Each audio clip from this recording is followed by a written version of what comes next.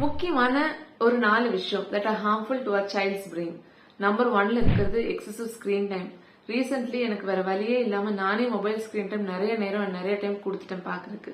And you know what happened? Over tantrums, which lead to losing my calm most of the time. And எனக்கு தெரியும் it's not right, and we immediately worked on ourselves, and within 2 days time she's with 0 screen time. And number 2, lack of physical activity. இப்ப இருக்கிற ஜெனரேஷன்ல ஓடி ஆடி விளையாடுறது ரொம்ப கம்மியாயிடுச்சு, and இதனால health ரொம்ப வீக் ஆயிட்டு வருது. So let's try to make them physically active. ஓடி ஆடி விளையாடணும். Number 3, intake. நம்ம என்ன சாப்பிடுறோங்கிறது ரொம்ப முக்கியம், and நியூட்ரிஷன் வேல்யூ இல்லாத ஃபுட் நம்ம சாப்பிடவும் கூடாது, கொடுக்கவும் கூடாது, right? So I am currently working on it. நீங்களும் ஸ்டார்ட் பண்ணிடுங்க. Number 4, sleeping pattern. I am so much concerned with sleeping habits. So நான் இது கரெக்டா ஃபாலோ பண்றேன் for both Nila and Aadhav. நல்ல தூக்கம் இல்லைன்னா நெக்ஸ்ட் டே ஸ்பாயில் ஆயிடும் சுத்தமா, அண்ட் இன் டாடர்ல சொல்லவே வேணாம். தூக்கம்